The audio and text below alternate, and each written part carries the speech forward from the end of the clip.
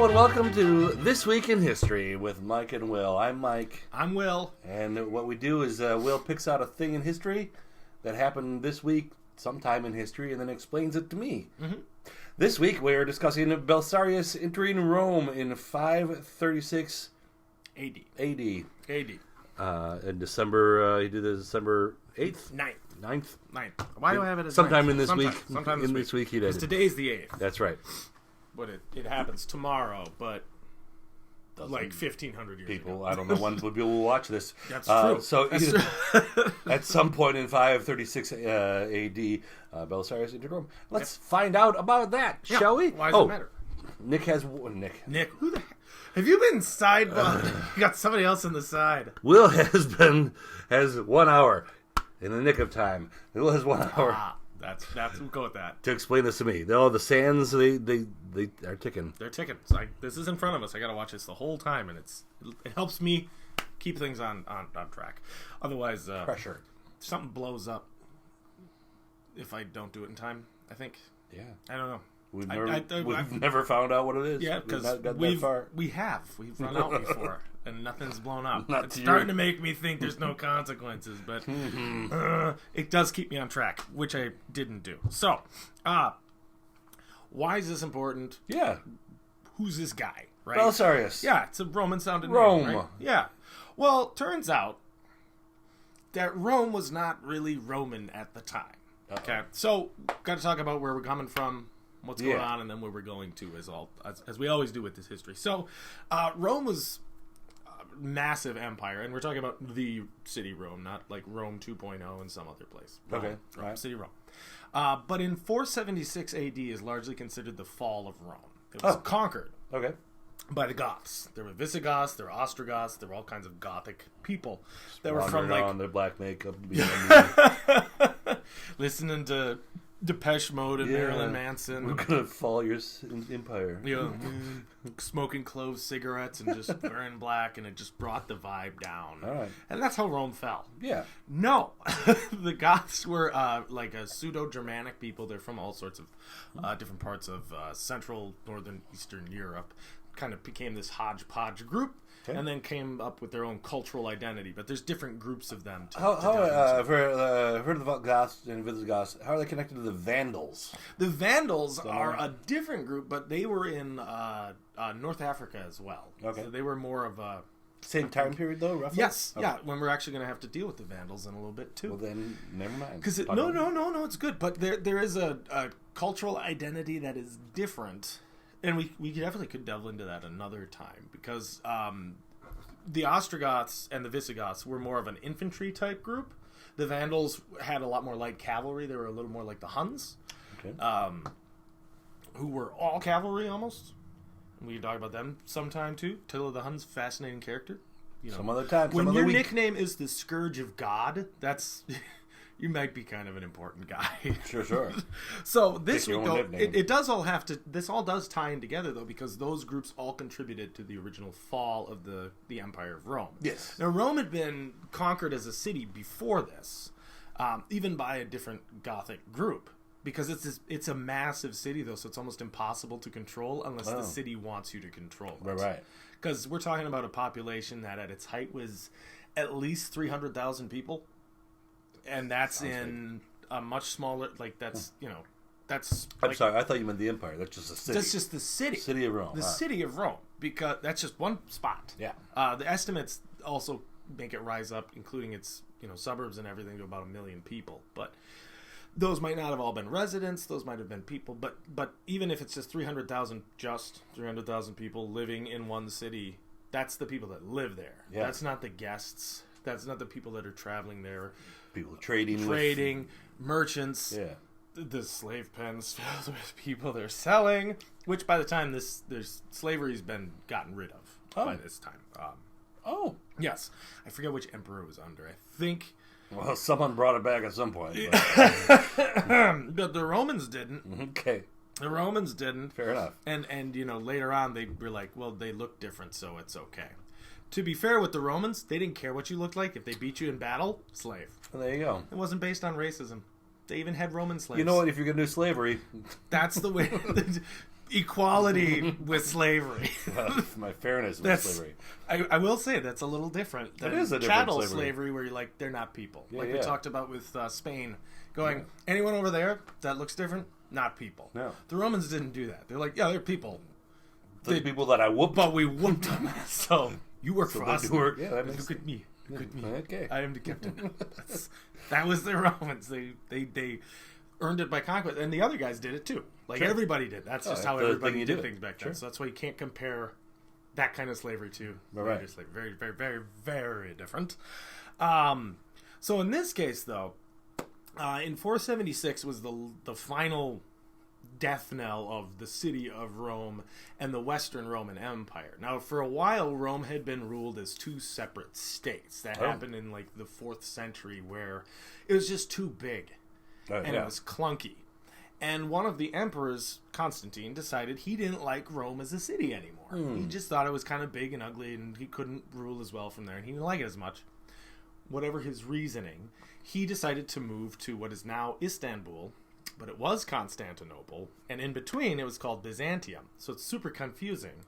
Oh, but also Byzantium does not work well in the song. No. Yeah, they don't even mention it. That poor song. Istanbul was Byzantium was Constantinople.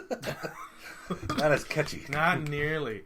So, but yeah, this city always seems to come in. Whenever you discuss Europe, Constantinople is very, very important. So this is before they were called the Byzantine Empire, they're just still the Roman Empire. Yeah. They're the Eastern Roman Empire. And they were considered more, there's a lot more political infighting, like we talked about last time. We mentioned the Byzantine empires, the Byzantine politics. Oh, yeah. Backstabbing, maneuvering, and all this. But they were actually able to hold on to their land a lot better than the Western Roman Empire, which collapsed under bureaucracy, corruption. They started just like hiring entire tribes of people to do their fighting for them instead of them doing the work. And it just became this top-heavy mass. Do your own work. Yeah, and so like the army got disaffected, and the army was no longer trained to the same extent that it had been. The quality of troops were lower. So eventually when soldiers decided from different kingdoms that they were sick of hundreds of years of Rome being this just brute force smashing everything, and without really solid leadership, it fell. So the Goths come in and take it over. The most famous Gothic king of that time was Theodoric, who was just called Theodoric the Goth, but also the Great. Theodore the Goth. He was the Goth. Theodoric? Theodoric. Okay. Theodoric. He was a very famous warrior, statesman. Because a lot of the times, people talk about barbarians, they just assume shirtless dudes with beards and barbaric big axes and stuff. Barbarian just mean they didn't speak Latin. Oh. So anybody not Roman is a barbarian. It's funny how we've used the term to me. I wonder where that image came from. Probably from the people who spoke Latin. Literally. If you're barbaric. I mean, to be fair, most of the guys that were barbarians were barbaric as well. Were pretty barbaric. I mean, they did wear pants and no shirts and beards and long hair and stuff. They earned the name. They earned the name. Yeah. But they also had artists and were better metal workers than the Romans. Yeah. And the Romans took a lot of their technology from these different groups. Like, not everybody in a barbarian army was a shirtless, crazy warrior. There were German tribes that's how they fought. Some of them fought naked, which to me is crazy. But it scared the heck out of the Romans. I'd be You're scared. like, okay, here's a 6-foot-tall guy. He's naked and he's just running at me wearing nothing but a smile and some war paint. And he's got a big spear. Yeah, that's intimidating if nothing else. Yep. The confidence. Yeah, exactly. Just your dangly bits all dangling out. And like they had women that did the same too. They were crazy. Distracting. Very distracting. Not fun to fight. Sure. But also they kind of had the idea of, well, I've got a weapon and I've got a shield. It doesn't really matter what I wear. And so I'll just be as intimidating and as possible. But they would say that. I don't know. I'd still want to wear pants. Yeah. I'd still wear pants. And shoes. Really good shoes. If I trip and fall on a rock on my crotch. Yeah. I don't want that happening. Even on your knee. Yeah. You want cotton pants at least to soak up some of the damage. But yeah. I mean, and they were wearing linen. It's dirty. It's durable. If I don't wear my shoes going outside, walking on the sidewalk is rough. Yeah. So imagine charging through a forest in Germany. Yep. Nothing on. There's brambles and stuff and little pokey sticks.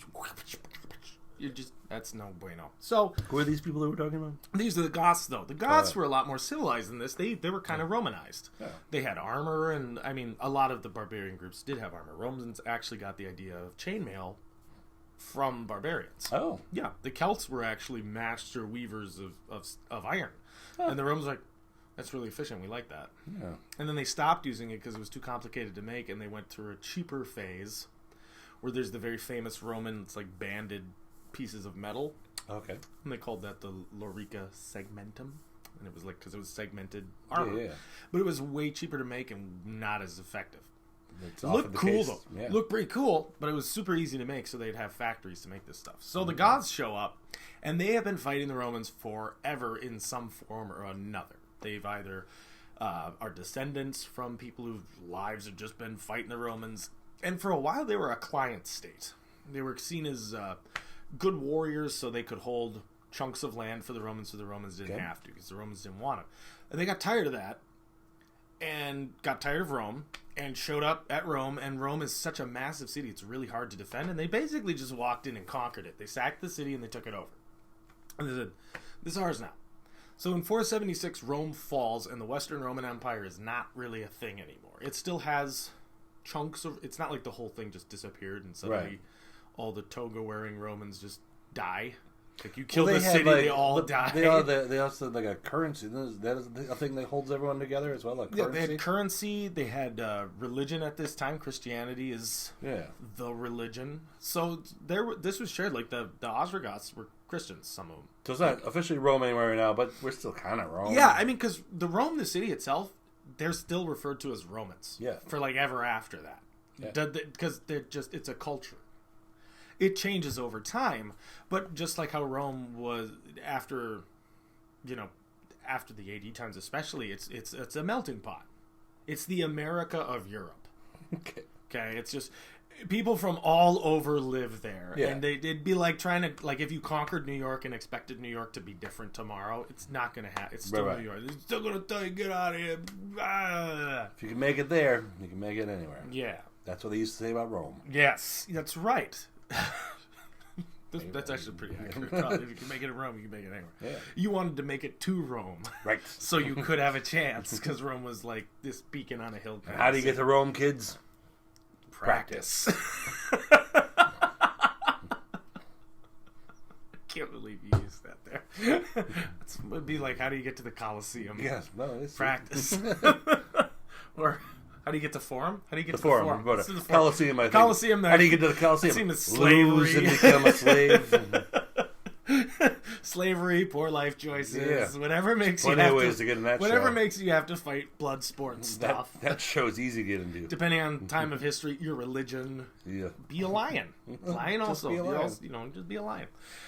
So, anyway, so Rome falls 476 AD, and this causes a bit of a problem for the empire itself. You've got all the sub-states start to collapse and turn into their own places. Eventually, we have kingdoms emerge like Francia. Which is ruled by... a guy named Frank. Well, yeah, but Charlemagne. Oh. Eventually. And that's in the 700s. Yep. So it's only 300 years difference, which to us is our country. But for Europe, that's... True. It's for the people at the time. It's we were too. There's a chunk of time probably then... That's like 3 generations of people who just were living in ant times. Yeah, it's kind of they're just trying to figure out where they all fit in. Yeah. But like... So there are people who were born, lived, died, and the place they lived in never quite figured out what they are. Yeah, it would change hands. Like, a lot. I guess you just farm. Yeah. Yeah, well, I mean, and like the majority of like these barbarian groups were nomadic. They followed the herds. If one part of land kind of ran out of resources for them, they'd go to another part, and then they come back to that part later, and they just kind of bounce around. And this was used as a pretext by Roman generals, especially like Julius Caesar, to fight these people. They're coming across our lawn, kill them. I forget, because Romans had water and roads and stuff. That we're not human civilization is not too far from not having a civilization. No, you're a couple of bad days and an EMP away from. Yeah. If we had like no electricity, no running water, things change really fast. That is what separated Romans from a lot of people, was architecture, water, plumbing, things like that they developed so they could live like this. Whereas the people that didn't live like that had to move around and do different things to survive. So it's a really good point, especially since Rome at its height is cleaner than the majority of cities until like the 15th or 16th century. Wow. And then even cleaner than... I mean, it was cleaner, honestly, than some cities during the Industrial Revolution because they just didn't care about filth. Strange marks, but yes. You're throwing garbage all over the place, or you're burning coal all over the place. It's not a really healthy place to be. We got better at making a mess. Yeah. But not at the same time of cleaning the mess. Yeah. Exactly. It's so much easier to make a mess now. It was back then, they didn't really have garbage. You didn't have wrappers and waste. You just had stuff you used all the time. Yeah. So Rome collapses, and it becomes the territory of the Visigoths and the Ostrogoths eventually. And these guys are soldiers. They're warriors. They're not soldiers like how the Romans are, where it's like a professional discipline thing. It's a charge forward and show your bravery and be an individual badass is kind of their approach to war. So they control Rome, and the Eastern Empire is is doing very well for itself. But eventually, they get an emperor named Justinian, who decides, I want it back. Oh. I don't like that I don't own Rome, and I'm the emperor of Rome. I want my Rome back. This is crap. Yeah. This is a stain on our honor, boys. Yeah. This is crap. So I want it back. All right. Where is he existing at the time? Constantinople. He's the Eastern Roman Emperor. Roman yep. Emperor. So because there is no Western Roman Emperor. There's nothing left of that. It's gone. Huh. And Rome had been ruled from afar for quite some time. They were just like, no, we're not even gonna. I don't even want to live here. We'll have the Senate can live there, but I'm staying. But now I've lost it. Now I want it back. But now I want it back. And I mean, to be fair, he wasn't the guy in charge at the time, so he's a fairly new king at this time. Okay. And he's got designs for this, but he's got a lot of wars to fight. As we know, Constantinople's kind of in the middle of a lot of stuff. Yes, you've got what eventually are the Turks on one side. You have the Huns cutting through and north of them. You have the Vandals to the south. You have all of these different warring groups. You've got the Greeks who are always trying to be their own independent people. They were very notorious for independent statehood kind of a thing. And the emperors were like, no. Smack. It's not how an empire works. It's not how an empire works. I can't have an empire if you guys go do your own thing. So he's got some different wars going on, and he eventually he's having these battles with guys to their east, different kingdoms, and a man kind of shows up as an aspiring commander, and his name is Belisarius, Flavius Belisarius. And he's a patrician class type dude. He's wealthy enough that he was put in a position of being an officer. Okay. And he'd been in a couple of battles where he wasn't in charge and they were losses. And then one of his first major victories, or when he was finally put in command, his army started winning. Wow. They did have a loss, but for the most part, his career is win, win, win, win, win, win, win. Okay. He's got some minor losses, and the ones that we've analyzed through history, we can go, oh, that's why. Okay. So at one of his first battles, he realized his forces were outnumbered. So he did something that we talked about last week, where Frederick the Great had talked about if you put enough guys in one spot, even if you're outnumbered, it's like you're outnumbering them. Yeah. So he kind of made a gap in his line to let but his enemies charge in. The bad guys. And then he surrounded them and pummeled them and set them to flight. And it worked really, really well. Okay. Problematically, he tried this exact same thing again at the next battle that he fought in. And he had a bigger army, and he lost because he lost track of... He couldn't see where the armies were moving. Split them too far apart? Yep. His army was getting... He couldn't see where the enemy was concentrating. And he couldn't respond in time to go, okay, now everybody close in. Yeah. So it caused his line to shatter. Can't break the line. No. And So he had his guys retreat, and he did well enough that it was considered a Pyrrhic victory for the other side, which is when you won, but you didn't win well enough to really take advantage, and you lost a lot. The term Pyrrhic victory... Pyrrhic, P-U-R... P-Y-R-H-I-C. I think there's actually 2 R's in it. We'll look it up later. Can look it up later. So, there was the king Pyrrhus, and he was like a... kind of a descendant of Alexander. Okay. There were these successor states when Alexander set up, when he won his empire, but he didn't have any heirs, so he's just, you're a king, you're a king, you're a king, you're a king. And Pyrrhus was one of those, he descended from one of those, and he fought against the Romans, and he beat the Romans, but his army was basically shattered. Oh. And he said, well, a few more victories like that, and I'll be ruined.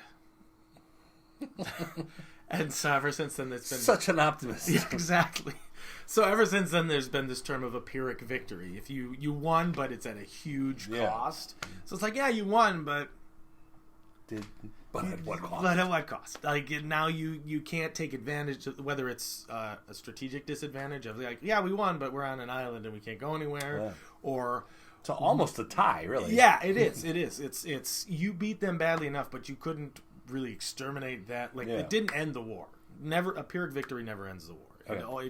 You get beat up and can't pursue any kind of victory, which isn't great. Like, not ideal. Not ideal. That's not ideal. You want to, especially back then, you want a hammer fall. Like, we won, we're finished, move on. But it also can be considered like a good thing if you were the defender in that Pyrrhic victory, where you lost, but you made them bleed so badly that you were probably able to get away. Yeah. And then either sue for peace, because that also happened a lot, where you'd fight and fight and fight and have this big battle, and then somebody would go and hide in their city, and it's like, okay, we're too beat up to argue with you anymore. Can we go home? And your army doesn't really want to fight after that. Yeah. It's like, we just lost 80% of our guys. Can we go home? I need a nap. I want a coffee and a nap. So, Belisarius had this battle. Then immediately after that, he's like, you see this progression of a general who learns from his mistakes. Okay. So he starts to realize he likes smaller forces. He likes more mobile forces. And he starts adopting different tactics.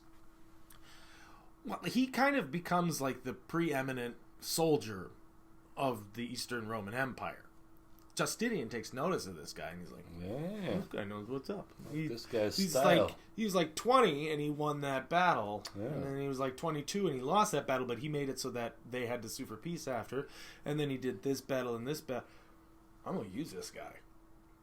So what he winds up doing is he helps outfit Belisarius with an army, and just kind of dispatches him around old Roman provinces to just beat the crap out of him and take him over for Justinian. Oh. Take them over and he's expanding it as the empire. Okay. Yeah, so his job is to be this.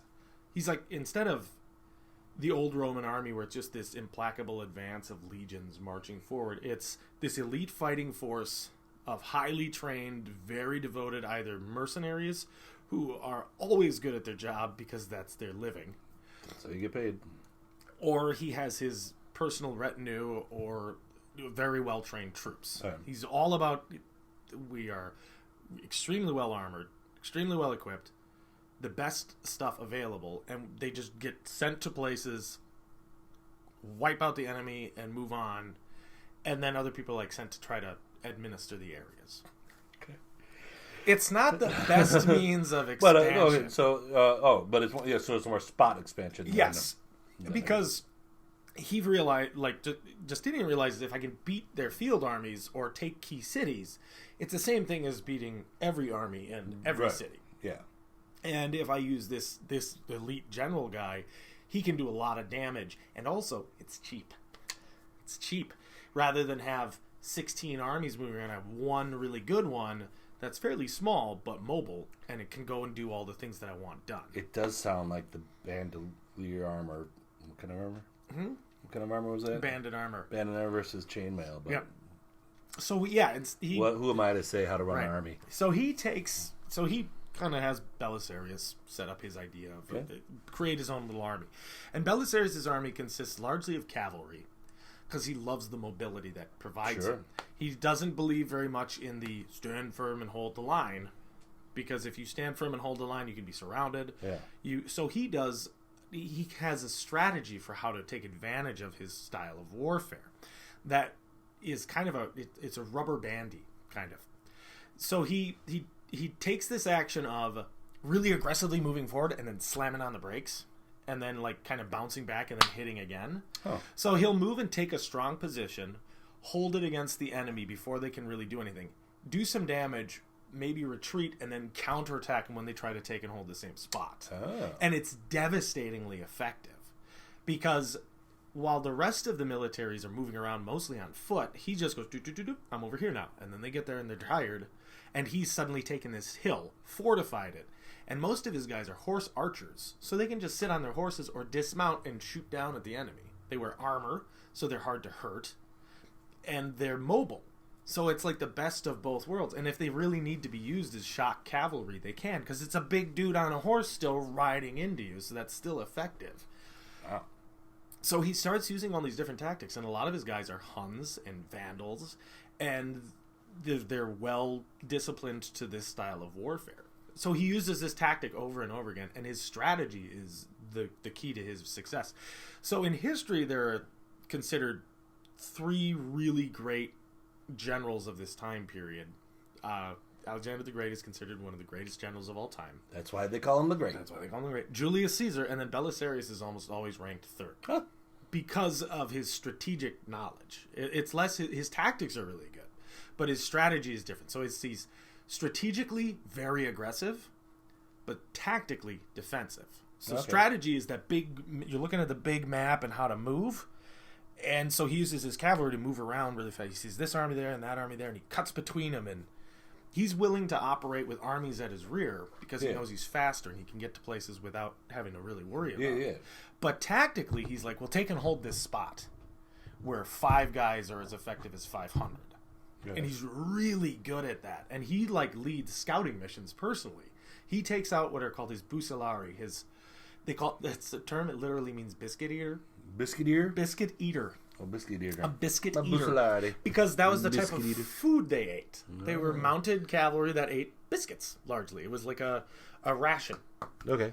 Not like a British biscuit that's a cookie. I mean, that's where that comes from. Oh, okay. So maybe if you're fancy. But the bucellari were usually considered, or bucellari, or however it ends up being pronounced throughout time. But it's Bucellari. Second I if you want multiples. Bucellari. Oh, sure. Who does want multiple biscuit eaters? Right. So what these guys usually were they were the general's bodyguard. Okay. Even in early Roman times, during the start of the empire, they were the cavalry force that hung out with the general. The precursor to that is just like the personal retinue of like Julius Caesar or all of his other leaders. They usually led the cavalry because they would sweep in from behind, hit stuff. They could move around a lot more and you could see what was going on. Belisarius uses this as his core instead of his back guys. Okay. He builds the whole army around this concept of highly mobile, extremely well trained, very well equipped. So they kind of whittled the concept of an army down to here's the bare thing. Here's what you barely need for an army. Right. Yeah. But then you make it super good. Yeah. As opposed to, you want to be fast. He's like, no. I want to be fast. I want to have armor. And I want to have the ability to shoot things that are far away. How do I do that? Well, I put guys on horses, I give them armor, I give them bows, and I train them how to do that. But then I also want them to be able to fight in melee, so they have to have a weapon that they're comfortable using. Okay. He didn't try to strip away people's identities or cultural ideas from them. He wasn't like, we're all going to do this the exact same way. And what works best for you? He was pretty open-minded about that, and it shows in his battlefield successes how he's able to use these things. So it's a very effective means of combat, especially since you're in Constantinople, right? You have your way of fighting, and you're fighting the Huns, who are all mounted cavalry and almost all archers, and they're a monster to deal with, but they're not great at holding territory because you need infantry to do that. That's where I'm concerned about this Belisarius guy. Well, the perk of cavalry is you can get off the horse. Oh, okay. But it sucked for the Huns because they didn't wear armor much. They were a lot of unarmored hunts. Like, I mean, they wore some, but if you're a nomadic people, you don't stop to mine and dig up ore and then forge it. Yeah. You're moving around a lot. So some of these guys fought bare shirt riding through the... I mean, they did that for intimidation purposes. Might wear some leather just because that's usable, but the idea of, like, leather armor is very, very... That's, like, fantastical. People didn't wear leather armor a lot. Okay. Like the Vikings are always shown wearing like leather and fur. Yeah. They didn't. They wore. So as your base armor in D&D. Yeah, it is. It is. You start out with leather, and it is effective. It's more than nothing. It's just historically not used that often. Maybe by some cavalry civilizations because that's all you have is your herds. So you'd use layered leather and boiled leather as some kind of defensive garment, but also just as clothing. You know, if your whole everything is based on herds. Yeah, that's what you wear. It wasn't just because it was armed, but also it was largely waterproofed. You know, and it was useful. But it's not like the Romans were like leather armor and then this and that. They didn't worry about that. They wore scaled armor, which is pretty cool. Like, it looks like fish scales, but made of iron or steel. Oh, okay. So it's this glittering kind of shiny coat. It looks really cool. And it's really effective because the way it works is it's just like a fish. If you hit here, all these scales flex. To stop That's how scales work. Yeah. As opposed to just one scale doing its job. Suddenly a dozen of them. But at the same time, you can move very, very easily. Like a fish. Like a fish. So that was the very common just like style a fish armor. on a horse. A fish on a horse. Fish horses. Seahorses. Oh. Not writing that down. No, you're not, but you're pretending like you're gonna.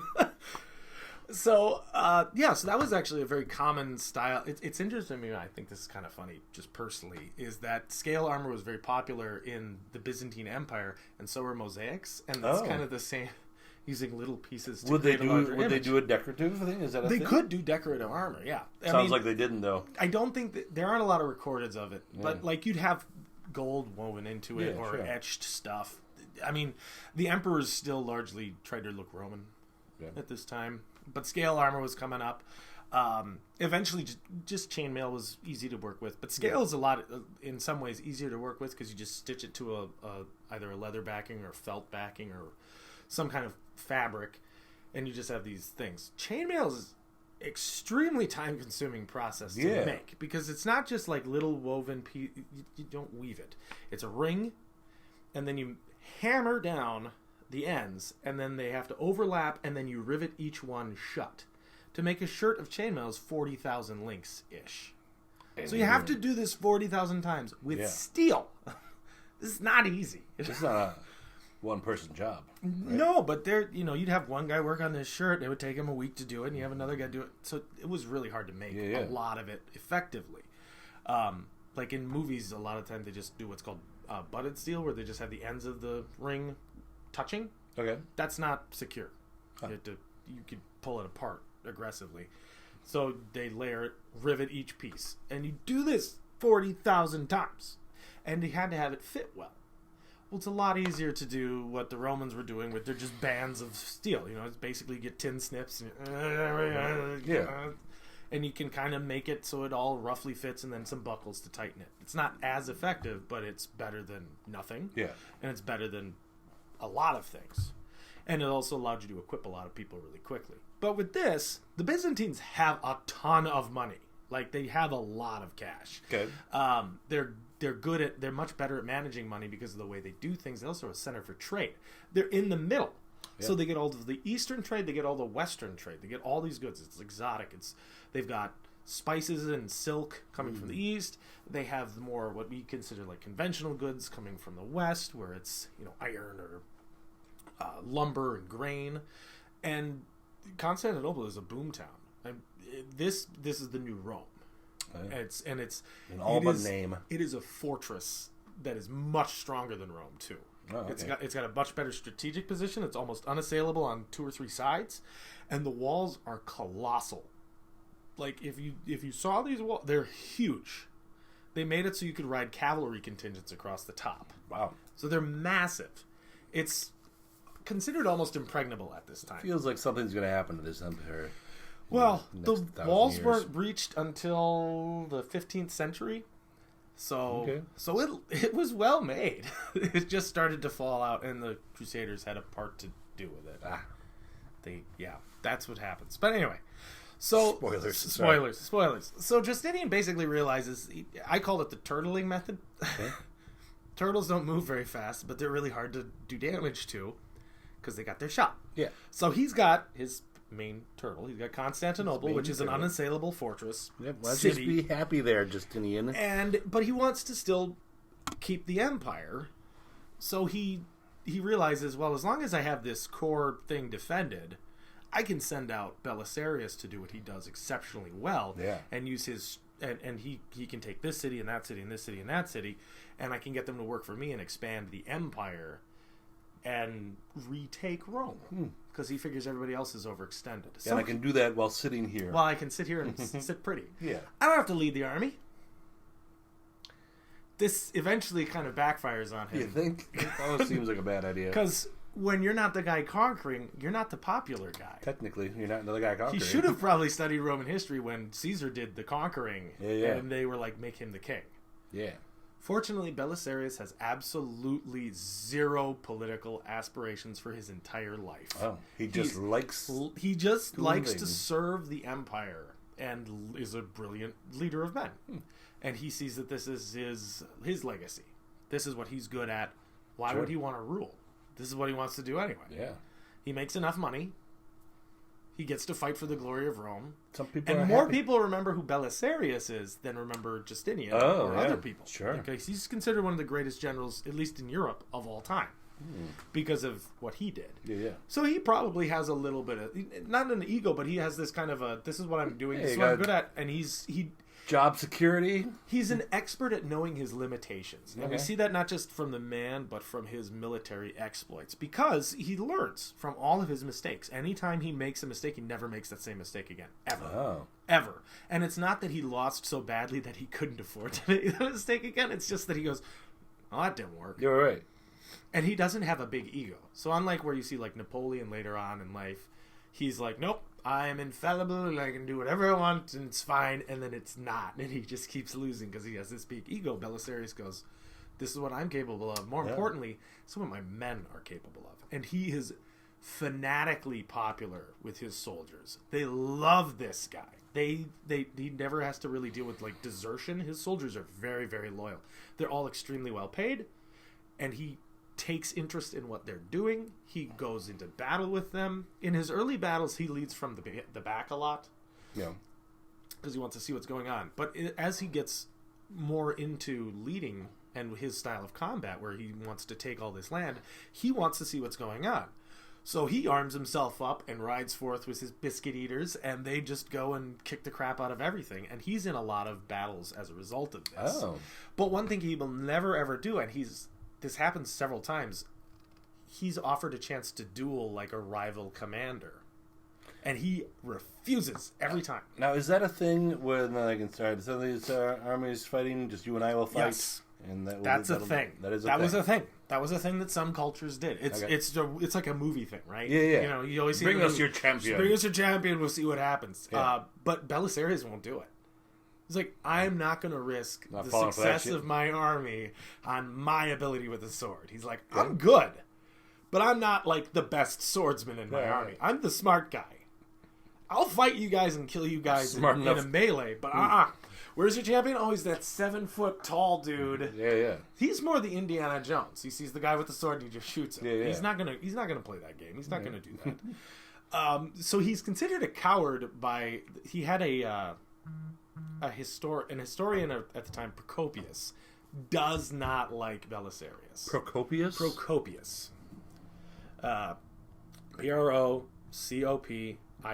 Procopius. He does not like him. His early writings about Belisarius are very high praise, but eventually he refers to him as a cuckold, as a coward, as a weak-willed man, as all these other things. But we're about to find out more that this is not true. You cannot be... It sounds like name-calling. It sounds a lot like name-calling. Bitter. Now, there are things about, like, Belisarius' wife supposedly was unfaithful to him, and he didn't do anything against her because one of her best friends was the Empress. Oh. I think they were relatives. Oh. So he's not going to embarrass his wife when the Theodora. Are there details about that marriage? There are. Yeah. There are. I did not go into it because a lot of it is hearsay. But eventually, I believe none of our business, really. Exactly, and it's not his personal relationship with his wife doesn't define his military career. Sure. But it was used as a excuse to attack this guy. Okay. Which comes to play later, kind of like von Steuben. Yes, he was treated like crap because he was gay. That was. I mean, it all factors in. No. I mean, it's almost psychological warfare. Yep. You want to destabilize your political opponent, especially a warrior, because you can't fight them. Right. That's all they do. Yeah.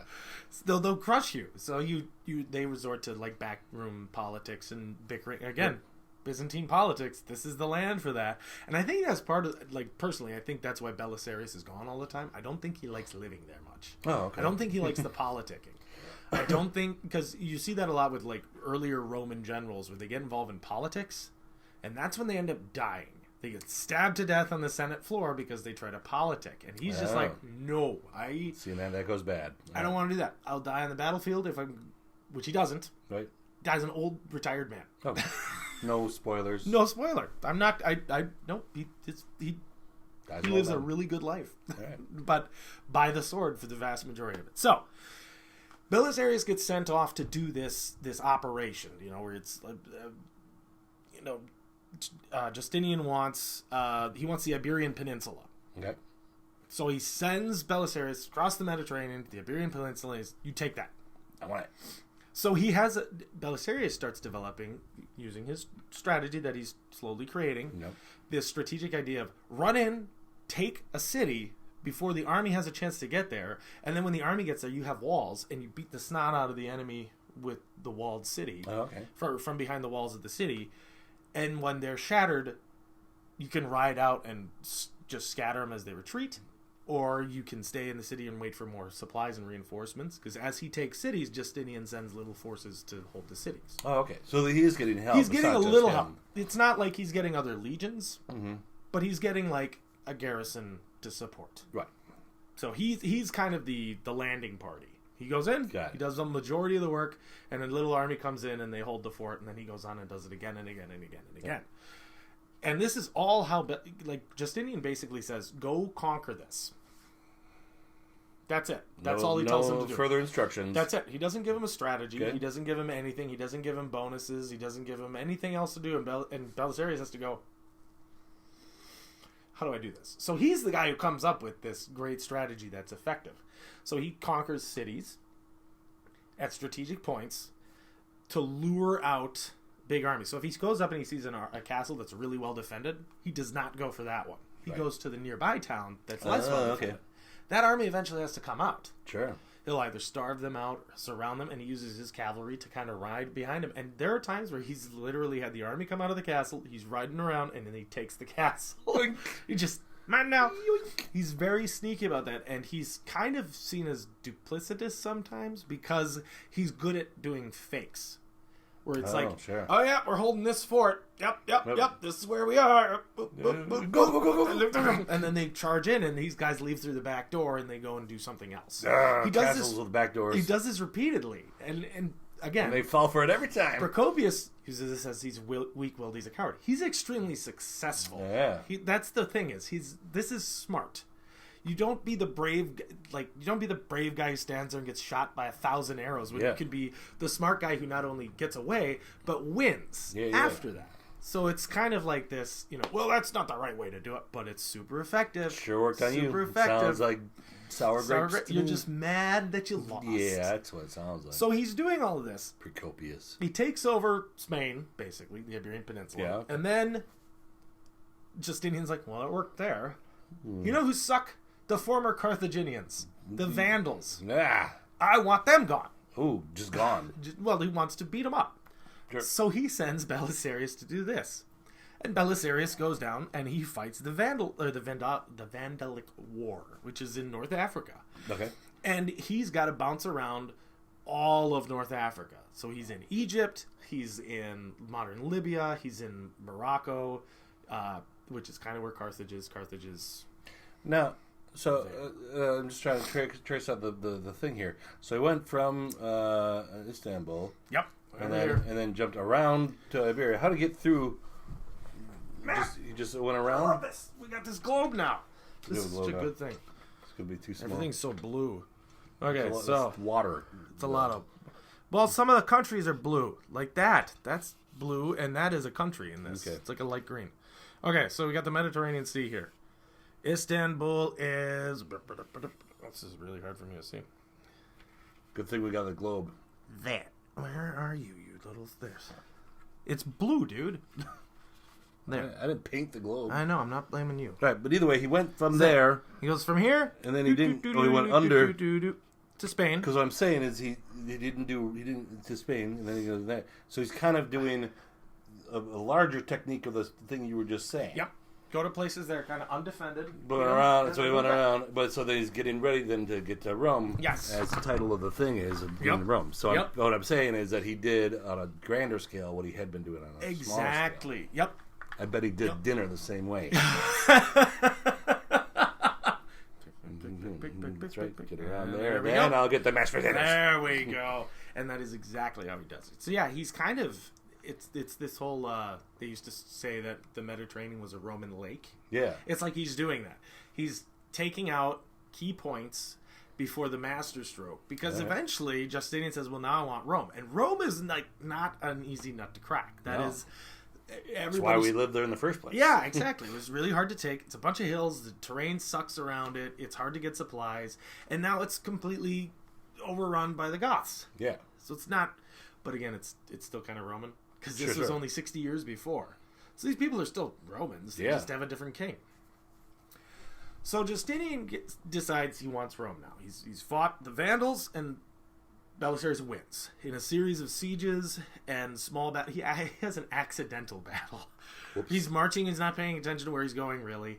And he crashes into an army. And he's, get him! Instead of going retreat, he realizes they're in disarray as well. And he just charges and uses his cavalry to outmaneuver and outflank and get him. And he knows when to commit and when to back off. Yeah. He knows when to take advantage of a situation. He's the Kenny Rogers of his time. Got to know when to charge him, know when to fall back, know when to flank him, know when to retreat. You never count your Goths when you're in the Mediterranean. Exactly. I'll work on the lyrics. We can do that. We can do it. He can't sue us anymore. Yeah, well, the state could. Yeah. Sad face. I'm not worried. They're going to be like, oh, that's clever. Anyway, or they won't. We'll be covered in parody law. It's fine. No one's watching this show. Nobody's watching it anyway. If anybody sues, we know it's like one of you two people. We'll find you. So they have the Kenny Rogers estate. All right, that'll get us famous. That's how we get known. These two guys got sued by Kenny Rogers. Perfect. 6 million views. Good Go plan. For it. That's my plan. Any kind of media attention is good. No such thing as bad press. Sure. All right. So Justinian decides, okay, now it's time for Rome. We basically tested this theory, and by we, Belisarius is doing all the work. Yeah. But Justinian's taking all the credit for this. Back in Constantinople. He is, look what I did. I rebuilt the empire. We've conquered chunks of Spain. We've conquered North Africa. He did pick the guy. At least, if nothing else, he gets credit for picking the right guy. Right. The problem, though, is as Belisarius starts doing all of this conquering, Justinian's getting a little jealous. Doesn't like that his favorite general is getting a lot of the credit. And he doesn't like the idea of giving him more power. Yeah. So anytime Belisarius asks for soldiers, he's happy to send enough to work as like a garrison, but not enough to pursue a larger strategic goal. Well, sure, yeah. Well, so Belisarius gets hamstrung, and he basically has to operate on I have about 5,000 guys, and that's all I get in every operation. Okay. So he becomes a master of resource management. All right, well, every loss is permanent. I'm not getting a new guy. Yeah. So I have to be very careful in my tactics, which is another reason why he really favors his cavalry, is because they can hit, they can run. Horses can die, but you can get a new horse. It sucks, but you don't want to lose your horses. But it increases the chance of your soldiers living by a lot if they're harder to hit from down here, stabbing up. Right. And if they can shoot and never be in combat. So he's got like a superiority in firepower and mobility, which throughout the history of warfare, that's key. That's the thing. Especially as we get more advanced. It's interesting because this stops being a thing for a long time. In Europe, where mobility and firepower are a big deal. Yeah. It's shock cavalry, like knights. Just ride into the dudes and just rip them apart. That's the thing. He's not a big believer in that because you can get surrounded and killed. Yeah. So you want to be mobile, but still tough if you get stuck. Right. Because eventually somebody's going to catch up to you, or you're going to ride into an ambush. You can only do the same trick, trick so many times. Hence the armor. He's very keen on his guys are all armored. They got helmets and iron or steel armor, and they're mobile. So that's key. And he wants to live longer. So you want your guys to, the better your guys are, the better your chances of success. So, the longer they live, the longer you live. So he finally gets around to being sent to Italy. And this is the big push for Justinian. The big show. If we can take Rome, that adds so much to my credibility. Yeah. I have reunited the empire. No. So Belisarius' first stop is the city of Naples. First, he hits other places. Like he's on Sicily for a bit, and there's another general operating in the area. His name is Bresus. He's not as important because he doesn't do nearly as much as Belisarius. He takes like a town. Belisarius goes to Naples, and he offers them a chance to surrender. And the people say, bugger off. Oh, probably not that. Not a great idea.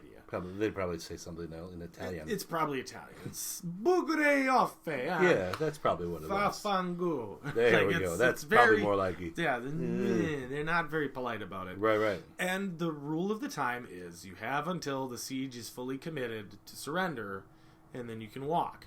But once the siege is fully committed, whatever happens, happens. Mm-hmm. Period. Did they... whatever happens doesn't sound good for Naples. Whatever happens kind of happens. So the city is pretty tough. It's well defended. It's got a pretty solid. The garrison's only like 800 soldiers, but the people are on the garrison side, so they're like, ah! It's Italian. It's Italian. It's a much more poetic. It's probably an opera sounding. Yeah. It's like in England.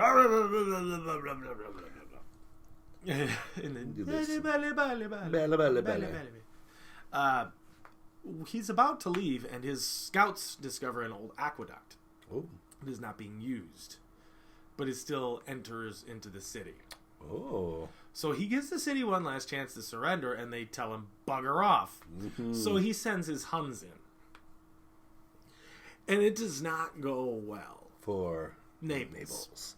The only description I found saying what happened is that he pleaded with the city to surrender and said, the guys that I have under my command are not your Italians. They're not your Romans.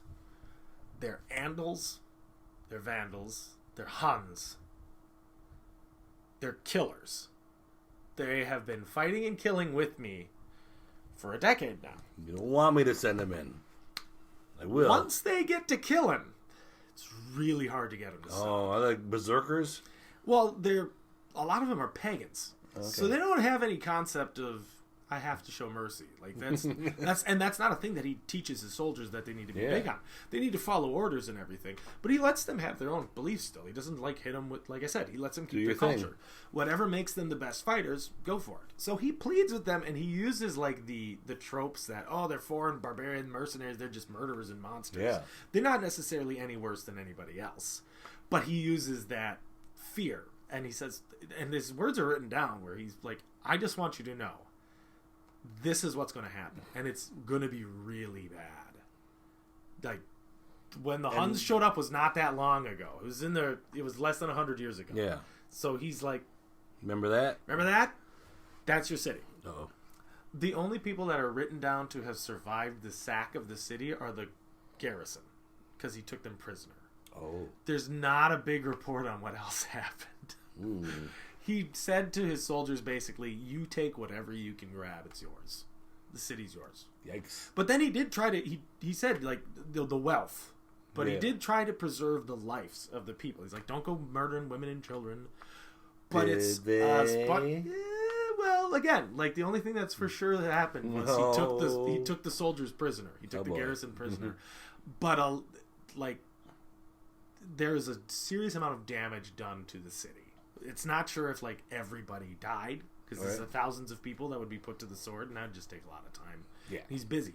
Sure. Also, no matter how blood-frenzied you are, unless you are really pushed and, like, encouraged to do it, you're probably not going to do it. Like, if you're encouraged. But he didn't want that for a strategic purpose, but he also kind of wanted it because he wants a lesson. This is what happens if you don't surrender. You're right. You can't show mercy to people who got my guys killed and did all this. So these guys are venting their frustrations on Naples. Okay.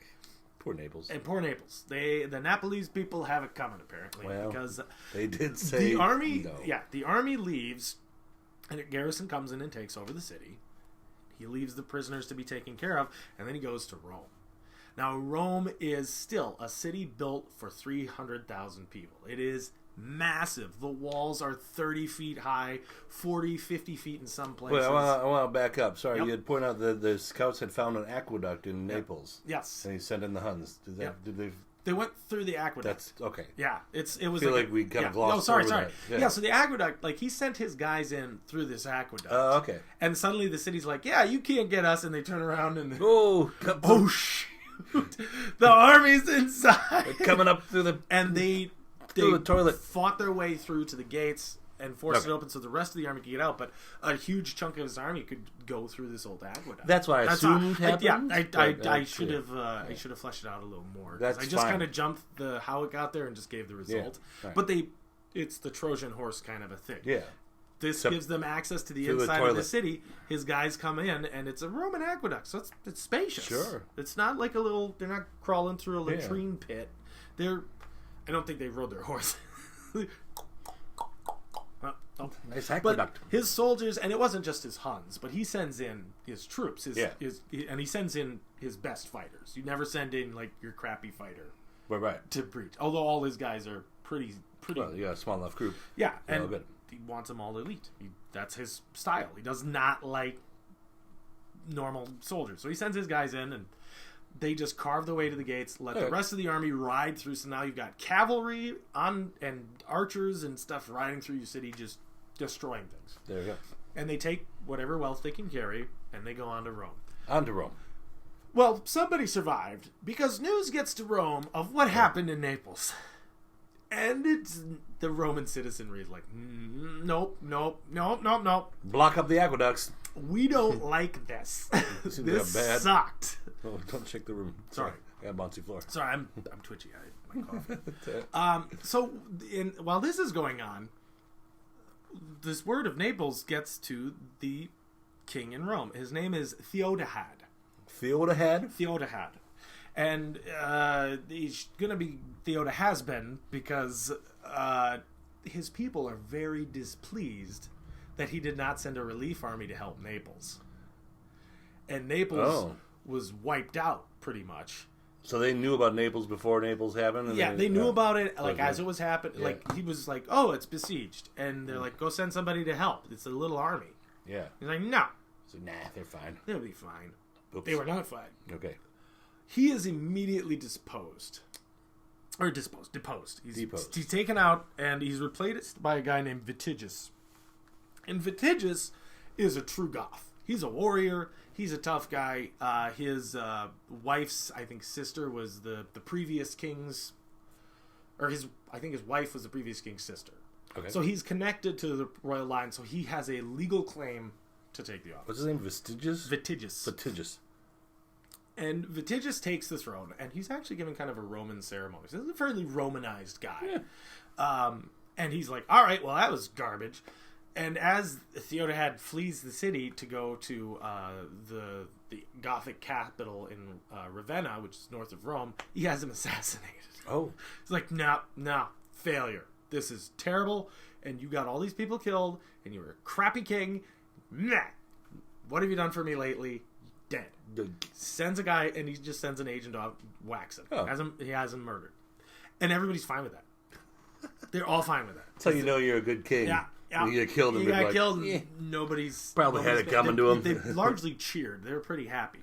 But Vitiges still realizes he doesn't have a very big army. Yeah. And even though his army is probably a little bigger than Belisarius' army, he's got to hold this giant city. Yeah. And the population is not pro-Goth, really. Right. So, more an emo crowd. Yeah. But they're into the lyrics, less the image. So he flees the city as Belisarius gets there. So Bye. Belisarius is coming in the front door. He's literally leaving the back at the exact same time. And it's Belisarius' trick. Yeah. But his is, he's not coming around the back. I'm not coming around the front door. I am going home, and I'm getting an army. So, on December 9th, 536 AD, Belisarius has given this, he's like, you saw what happened in Naples. Yeah. I could do it again. I will do it again. That was practice. Yeah. This is precedent. Like, my guys will do this again and again as much as it happens. So the Romans like, nope, not in our town. Not in my backyard. No. So Vitiges leaves, and Belisarius walks in. He's taking Rome. Hey. Not a single drop of blood shed. Hey. For now. Oops. Because less than a year later, Vitiges comes back. Hey, I'm back. With a full army. Now, in that year time, who was running Rome? Was Belisarius? Belisarius stayed there. To operate from... He wasn't the king. Justinian's in charge. Belisarius says, okay, so I've taken the city, but I got 5,000 men, and this city's colossal. There's absolutely no way I can hold all the walls, but I know they're coming for me. But I have, like, the most sturdy fortifications in Italy. So I'm keeping this. I got Rome. I did what I'm supposed to.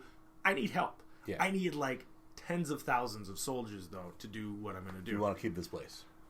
Justinian sends, like, 2,000. Hey, come on. And he takes a while to get there. It's the Mediterranean. It takes a while. Sure. So Belisarius hunkers down for a siege. Okay. He has the Roman citizenry like, yeah, we'll help. Yeah, but he's like, yeah, like how you help the Goths. Yeah, you're great. You opened the door. So I'm not going to trust in that. And Belisarius engages in one of the craziest sieges of all time because he has 5,000 men against an estimated 30 or 40,000. Coming at him. Yeah. And he knows he can't possibly... If he tried to hold the city, he'd have guys at like every 100 feet, maybe. Yeah. Like a guy. Like that's how big this city is. So he realizes I can hold them at key points, and then they have to get in there. So he repairs all the walls because they've been largely falling into disrepair because nobody uses them because it's such a giant city. People are literally taking stones from the walls to build their own houses. Like that's what's going on in Rome at this time. Nice. He's like, enough of that. Fortify, guys. We're doing the exact same thing. We've been practicing this for 10 years. Yeah. So by the time Vitiges comes back, the walls are rebuilt in these areas, and these fortifications are massive.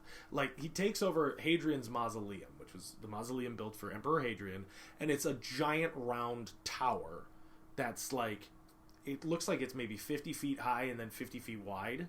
Probably bigger than that. It's big. It's very impressive structure. And then he's got the walls just below it, which are also very high, and he fortifies that. And that becomes kind of the central fighting point as the Goths show up. He leads a scouting force of his biscuit eaters, the Belisarius, out. Again, heavily armored guys on horseback. They ride to this bridge that the Visigoths were approaching. By the time he gets there, it's been taken. So it's his, crap, charge! He charges in. The whole army starts to pour onto him. So he's like, oh, back to the city. So he fights his way back, and these guys get back to the city. But now they're besieged. So Vitiges sets up 7 camps around this, like the front of the city. But the back is wide open. So Belisarius can still get supplies in. Okay. So his cavalry, that's their job. They'd like a lot of them just go out, get supplies, bring them back. Vitiges takes a nearby port at Ostia, which is like the big port for Rome that supplies Rome. He takes that. So Belisarius is like, we got to do something. Yeah, they're doing the thing that he does. Doing the thing that I do, and the people are getting crabby. Yeah. And they've only got 5,000 guys. So Belisarius waits, and then there's this great legendary scene, basically, where Vitiges leads a massive assault. And Belisarius is just standing on top of the wall, and he starts to laugh. And this guy's like, this guy's freaking crazy. Why is he laughing? There's 30,000 pissed off Goths charging us. Why is this guy laughing about it? And they've got these 4 big siege towers. And the siege towers, traditionally, people think like you reel them in close and then they drop a drawbridge and you charge over. But the most they were used for largely was they were firing platforms. You move them close enough so your guys can shoot down on the other guys. Okay, sure. So he just laughs. He grabs his bow and he takes 3 shots and kills 3 soldiers. And his guy's like, well, crap. Good job, boss. It's a good omen. And then they're like, so, but why are you laughing? And he goes, they have their oxen pulling the vehicles in the front. Oh. Kill them. So they shoot all the oxen and the siege towers get stranded really far back. So they're completely useless and they can't help the army. And he's just like, see? These guys are dumb. And he just kind of walks away, and his soldiers are like, oh, yeah, we're going to win now. These guys are stupid. So instead of having siege towers and all this other support, they just start charging the walls. Well, Belisarius goes down from the walls, gets on his horse, gets his cavalry, and they start leading these crazy charges out, where they bulldoze through the gate, hack and slash their way through. But what's cool about it is he waits. He's a master of timing. So he sees that they're going to breach the gate before he does this charge. Right. He just stands back and he's like, okay. So all right. He gets his cavalry set aside, amped up and ready to go. Has a small force hold the gate, and then he has them retreat as the gate gets breached. So as these Goths are charging through, but disorganized, his cavalry hit him. Yeah. And then they just ride through the wave out into the army and carve their way through the Goths, who outnumber them like 50 to 1. Hits their siege engines, burns them, so they don't have like catapults and stuff. Causes massive chaos and then rides back with very little loss. Yeah. And Vitiges' army is just hammered by this. He's like, okay, that sucked. But that's like a martial arts maneuver, right? Yeah. You let them attack and then when then you counter. Yeah, okay. So then while he's doing that, another party sallies out and attacks. And they do this repeatedly. He leads another attack, and he takes advice from his soldiers. And it's advice he does not like. Uh-oh. 2 of his guys say, well, let's have an infantry force out there to help with this defense. He does not like the infantry. They're not his guys. They're Romans. Yeah. So they're like civilians with sticks. They go out to fight and promptly get massacred, while his guys are supposed to fight like a support action for them, and it doesn't go nearly as well as everybody else hopes. He manages to get his guys back in time, but a lot of the Romans that were supposed to stand there and be like a defensive force, so he hits and then he hides back behind them. Yeah, they run away. So his guys have to ride all the way back to the city. He's like, "All right, never doing that again." And he doesn't. So then he continues for the rest of this siege, which lasts a year, to do these strategic strikes. Wow. So finally he does his other traditional thing where he gets more guys in one spot than they have. He rides out, hits one of the camps, and then it causes like a cascade failure where the rest of the army's like, we're done. This guy, for a year we've been fighting this guy. This guy sucks. This guy sucks. So Vitiges finally says, we're retreating. Gets his army together and they retreat. And they're going across the bridge. And Belisarius just waits again. Because he's a master. His timing, he's like the greatest, like if you took the greatest comedian. Sure. Next to the great, like the thing about the greatest comedians, the greatest generals, is their concept of timing. Timing. Well done. Thank you for highlighting the point. So he waits until half the army has crossed the bridge, and then he sends his cavalry out to have fun. Oh. And they ride through the army again, just hacking and slashing their way through, shooting arrows at anybody they can, and they send the whole army running. And it's a massacre. So Vitiges is captured. And Belisarius sends him and the rest of the prisoners to Constantinople as like a prize. Oh, look what we did, boss. Like, we caught their king, and we shattered their army. We took Rome. I did it with 5,000 guys. Mm-hmm. During the siege, he gets a reinforcement of like 3,000 men. So he just uses those guys to like hold stuff. Sure. He's able to retake the port that he needed, and he's able to do this. But then his other guys start going out and like taking. He sends out his second general, who's got the crazy Roman name of John. John. John, John. And John goes out, and he starts taking little fortresses to the point that this is what causes the retreat largely is after they do all of these battles, John's going out and conquering stuff, taking little towns, and Vitiges realizes he's taken a city that's right next to Ravenna, which is his capital. So his capital's being threatened. Oh, no. So he's like, oh shit, we gotta get back to the city. And that's when Belisarius hits him. Okay. So it causes this whole catastrophic, it's very bad. During this, there are all kinds of ploys, and the siege itself is fascinating. I probably should have spent even more time talking about this, but it's fascinating. The Goths try to come into the city during a truce multiple ways. They try to poison people. They try to breach an aqueduct. We've tried that. But Belisarius knows about the aqueducts because he literally fool me with my own plan. That won't work. Not gonna work.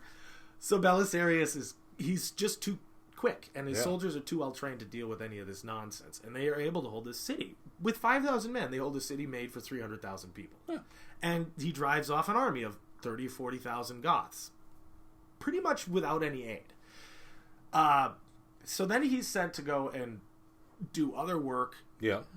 A year later, or not a year later. We gotta wrap up. We gotta wrap up. Sorry.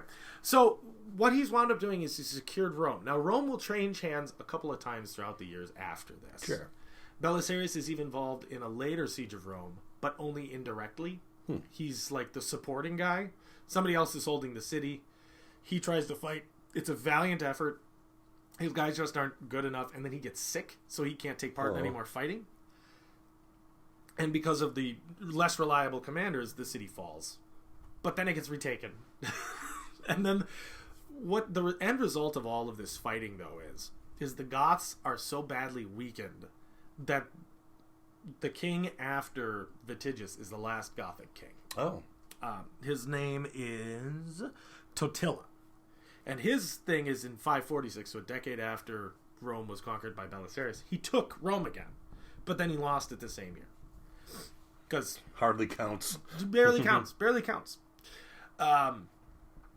And when he dies, the Goths are gone. There's no more Goths. Belisarius continues to fight wars after this. Now, bear in mind, in 536, Belisarius is 36 years old. He's my age at the time of this. This is not an old man. This is a viable guy. Yeah, you could be 36 and still fight. I got time left. But he's still going off and doing all this fighting, and it's interesting because he could have done even more if he'd gotten proper support. But because Justinian had this ego, and then he's got this Procopius guy just constantly bagging on Belisarius because they're worried that he's a political threat, and that's never anything that Belisarius wants. He doesn't want land. He doesn't want to. When Belisarius retires, he has an estate. But surely, historically, it's been a problem for leaders in the past. Yes, that's probably what they're right. Yeah, they're so paranoid about holding on to the power they've got, so they. So even if Belisarius is like, no, I wouldn't. Well, obviously, you're gonna say that. Yeah, you were gonna say that. Would you tell us if you would? If you would, I mean, come on. So they hamstring him a lot of the time, but through his own ingenuity, his trust in his men, picking good subordinates, he's able to accomplish things that took armies 10 times that size to do. Yeah. Over a fantastic career where he personally was involved in something like 25 battles or sieges, and he won like 21 of them, which is a really good record. And he really, his strategy and tactics are so, opposite. It's this super aggressive seize and take, and then just wait. And then just wait. And then counterattack. And it works so effectively because he plans it so that there's not a good way to counter that. Yeah. You can have plans for it, and you can have superior numbers, and you can do certain things. But anytime he's the direct field commander, once he stops operating in the east, and he starts his campaign against the Vandals, and he's fighting the Iberian War and all this, it's just win after win after win after win after win. He only has one loss in this, and that's the Siege of Rome, and he wasn't in charge. So he won't defeat Belisarius. Yeah, he's just a beast in how he thinks, and that's what's fascinating about him and that's why he has this legacy. He's this thinking man's general, but also he's a frontline combatant. He rides in with his men, he fights. His guys are super loyal, and we see this time and time again throughout history that the greatest generals are that kind of those kinds of guys who they get along with their troops. They lead from the front. They any hardship you have to endure, I endure as well, and that's just leadership in general, which is why he's really famous and well remembered. And Justinian is a little bit of a turd by comparison. For sure, it's a little bit of a turd. So that's the before. We got the fall of Rome. Then 60 years later, Belisarius retakes it with an army that's a pittance of the size of the first army that took it. And then it falls again and then has to be retaken because people don't listen to the guy who knows what he's doing. Gotta listen to the guy who knows what he's doing. And that's why that event is super important. And then after that, we have like all the Italian states forming into what they become, and it's way more history that we can delve into. Not today. Not enough time. All we want to talk about was this one day. But that's my favorite general, right there. I like it. Belisarius. I love that guy. Awesome. I'm sure we'll talk about him again. Probably. But this was pretty successful. This was darn fascinating. Darn fascinating. All right, that's Belisarius. Time, sorry. That's all right. Nobody cares. You're the one with something else to do. Yeah. All right. Next week, we're going to be we're jumping ahead 1,000 years or so. Yep. To Francis Drake set sail from Plymouth.